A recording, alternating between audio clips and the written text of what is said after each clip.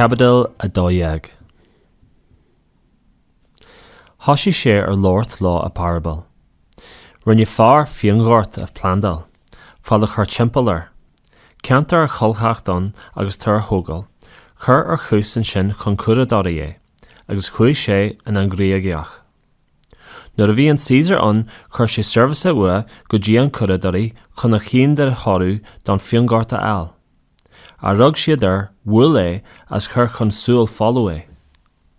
Agus a rís, chur sé servisa eile acu, ghaoin siad é sin sa cheann agus thug siad ísnár dá. Agus chur sé duine eile, mhairú sé sin, agus mar an eile, bhuail siad cuid acu, mhairú siad cuid eile. Bhí aon duine uainn ag fós, a mhac mórne. Chur sé sin chucú dearú ag rá. Tuirfar siad ómas dom a mhac, ar dúirt na cuireadaí ud le chéile. Is é seo an tíre. Seo, maramas é agus bé an áireacht agan. Agus rud siad mhairú é agus caithe má as a riongart é. Anis, cad a dhéanfaí maistear a íongart. Tugadh sé agus curfaí sé na cuireadaí chun buas, agus tuirfaí sé an ingart a daoine eile. Ná léis sibh an scriptúr seo, an chloch dar chlóiltaí na sir, rinne dé cheann na chunne, obair an tíirne é seo agus is ionintach in arsúla é. Agus ba fun lá é a gábhail, ach bhí eagla orthu roimh an slua. Bhís acu gur chucú féin a bhí sé nuair a lóir sé an parabal. Agus dag siad an sin é, agus Jimmy siad lá. Agus thug siad thuige cuid de na Pharisanna agus de na Herodia chun bhréar in na cant. Tháinig siad thuige agus dúirt siad leis. A mhaistir, teasaigeann gur fearr foirne tú, gan ban agat agus duinear bí, or ní fechann tú do fearsa sechas a chéile as slí dé a mórne de riar na foirne. An dlaithe chain a dheoch le Caesar ná a midlaithe. An torfiimiid nó ná torfiimiid. A bhí sa gísa an feminacht a bhí an tú agus dúirt sé lá. Cab a báilh a bunt trílach asam, tugadh í chugam deanart go bheici mé. Agus hin sé tugadh é. Dúirt sé lá, cé hé arb é seo a óha agus na inscríbhín. Caesar siad leis. Dúirt ísa lá, íochaigh le Caesar na níthe is le Caesar, agus le dia na níthe is le dia. Bhainneann freigra sin dá muon iad le hinú. An sin tháinig chuige Sadúcha, iad a seo a seanan an teastriúchán a bhí an, as chur siad ceistear. A mhaistir siad, scríomh muois dúinn, má bhain deathar duine buas agus má agan sé ban, ach na agan sé chláán, go pásu a dheathar a bantrach, as go tócaigh sé slíocht a dheathar. Sé, bhí seachtar dheathar an, fás an chéad duine ban agus fuair sé buas gan slíocht a agal. Fás an dara duine a bhantrachan sin agus fuair sé buas gan slíocht a agal, agus an tríú duine mar a chéine. Nuair agd an seachtar éon slíocht, an bhan héin is Jenny a fuair buas.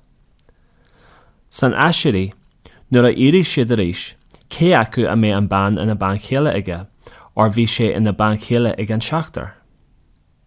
Dúirt ísa lá, na é tá do bhar chur amú, na dheáil díomh na scriptúr na coimhneann dé. Or nuair a irí siad do mhairú, ní bhíonn fear ag pasú na mré a tuairt le pasú, a mín siad nós angel dia ar neo. Maidiú leis na marmh ar irí ríis, na léis sibh a leor muis, sa drecht faoin tóir, conas má leor dia leis agus a dúirt, is mise dia Abraham, agus ag dia Isaac agus dia Jacob. Ní hé dia na marmh é na dia na meá. Tá dul amú mór ormh. Duine de na scríbhithe a bhí géistead lá a aias, nuair a thug sé faoi deara a áras a freigra ísa iad, tháinig sé thuige agus thuir sé ceistear.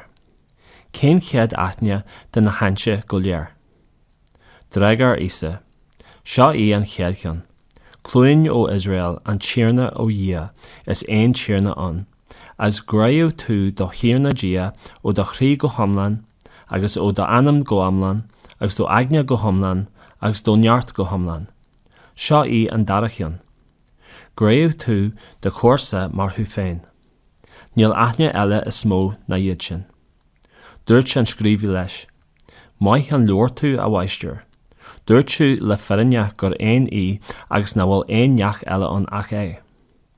É a raibh ón crí go thomlan, ón tioscant go thomlan, agus ón neart go thomlan, as an chorasa a raibh mar a duine héin. Is mó sin go mór na habartí duite agus na hafrala go léir.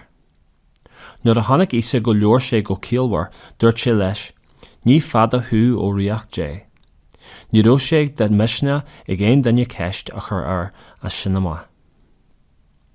Fad is a bhí Ísa ag teagas sa timpeall, d'fhreagar sé ag dúirt.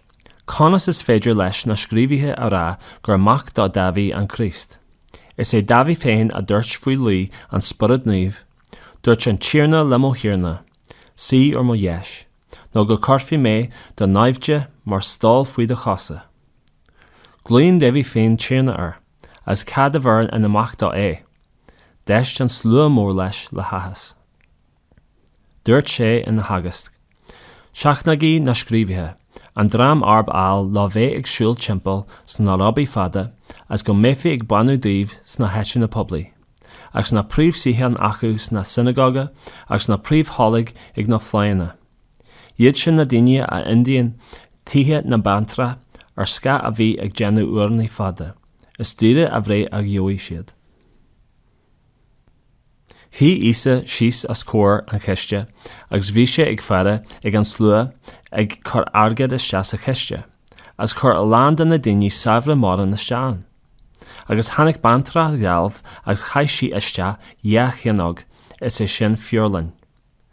Glí sé thugad a dheiscebal agus dúirt sé lá, dírim leh go foirne, gur mó a chaid an bantra bach seo iste nar a chaid éon duine eile dar chaion.